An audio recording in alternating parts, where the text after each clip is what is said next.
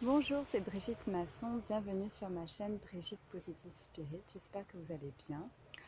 Alors aujourd'hui, le sujet de cette vidéo est l'objectif des perturbations mondiales, le choix de notre indépendance.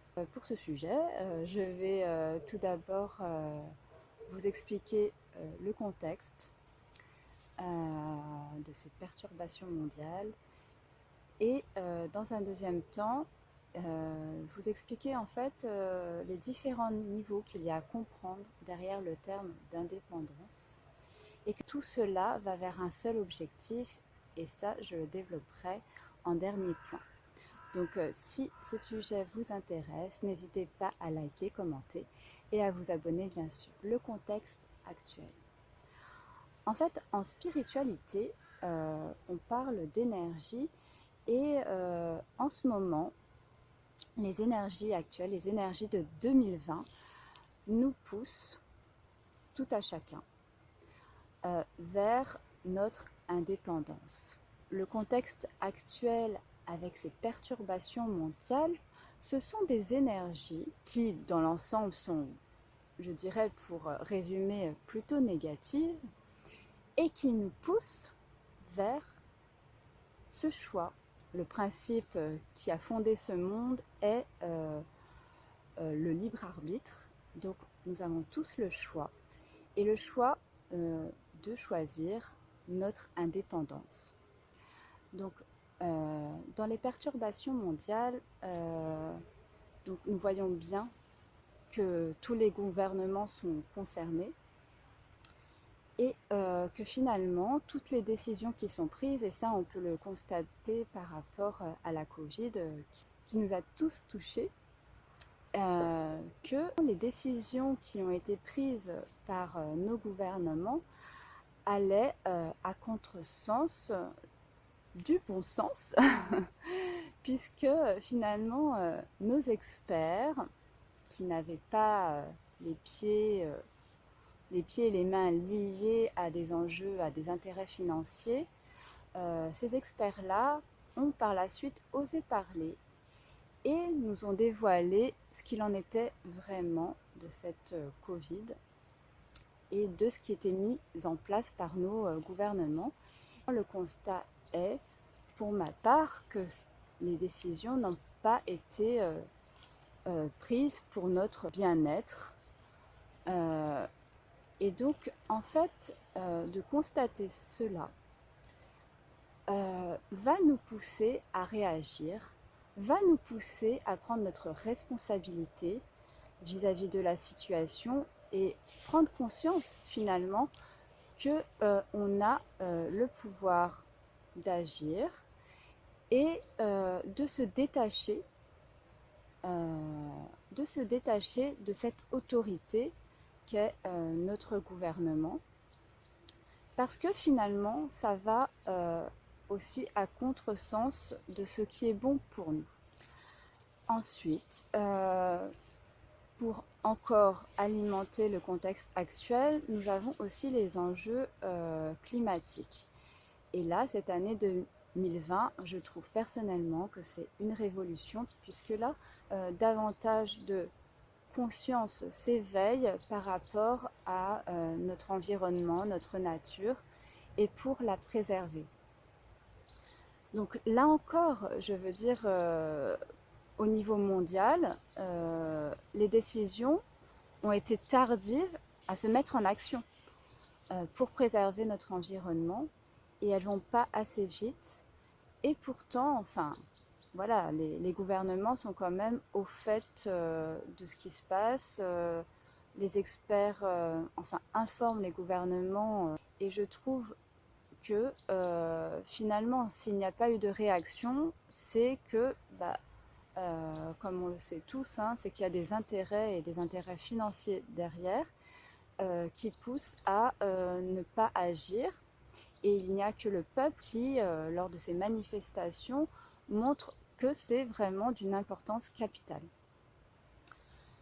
Donc, là encore, cet état de fait nous montre que il faut que nous prenions notre propre responsabilité.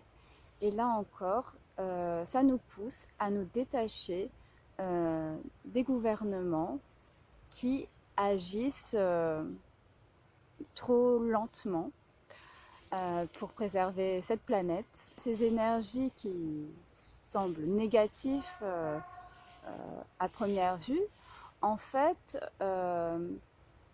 au bout du compte, vont nous porter et vont nous pousser à agir pour le bien-être de chacun, pour le bien-être de tous les êtres vivants, hein, de notre nature.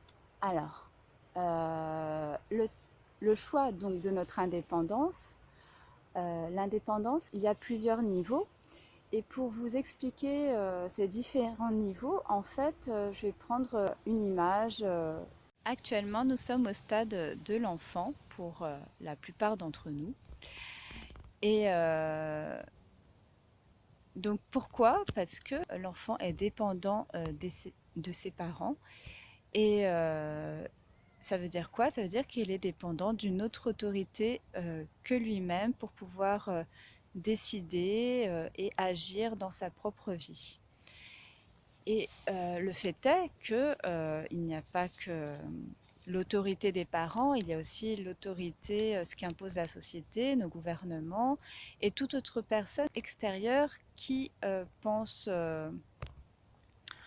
entre guillemets, savoir ce qui est bon pour nous, alors qu'en fait, la seule personne qui est à même de dire ce qui est bon pour elle, c'est bien, elle-même, quoi. C'est-à-dire, il n'y a que nous qui pouvons décider pour nous ce qui est bien pour nous. Et donc, en fait, le stade de l'enfant, c'est quelque part le stade de la dépendance. Donc, on a besoin d'avoir l'aval d'une autorité pour être convaincu qu'on agit dans le bon sens. Or, le vrai adulte, et au niveau spirituel, on va dire le stade d'adulte, c'est complètement se détacher de toute autorité. Et cela à différents niveaux, c'est-à-dire qu'il y a le niveau affectif, émotionnel, mais aussi au niveau matériel et financier. En fait, devenir vraiment adulte, c'est ne plus être esclave de l'argent, esclave de biens matériels, voilà, esclave de son compagnon ou de sa compagne, parce que bah, si je ne suis pas avec telle personne, je suis seule et c'est le gros vide. Ce qu'il y a derrière le terme d'indépendance, c'est vraiment reprendre son propre pouvoir de décision, reprendre sa liberté.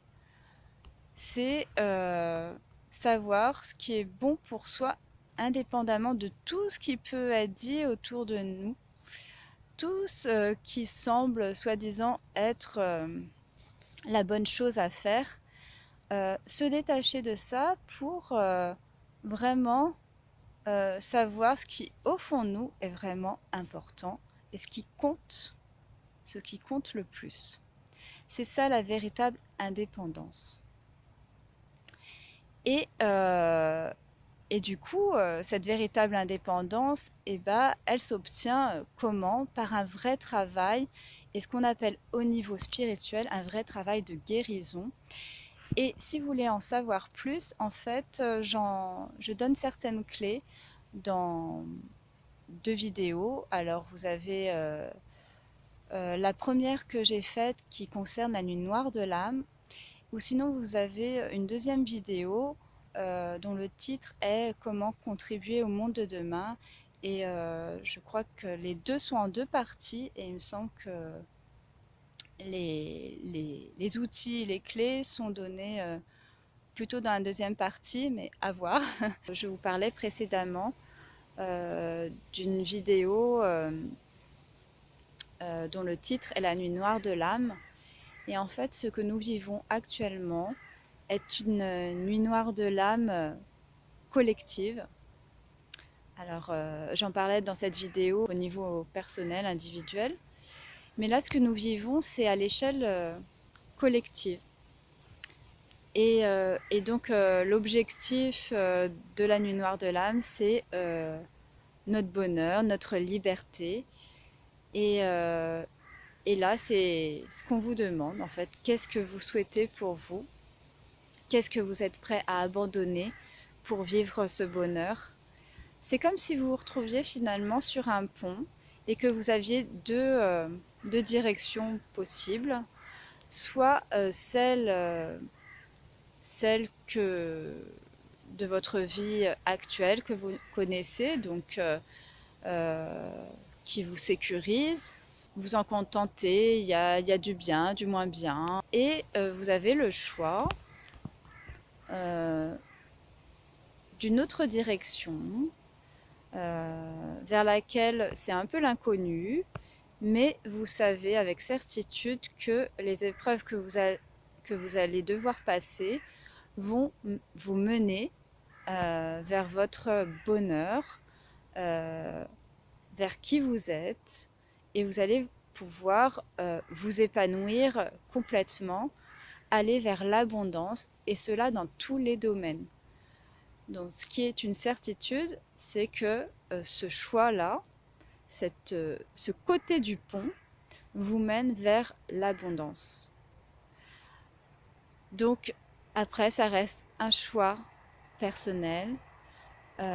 Chacun est libre et ce n'est ni bien ni mal. C'est ça, tout est juste. Hein. En spiritualité, tout est juste.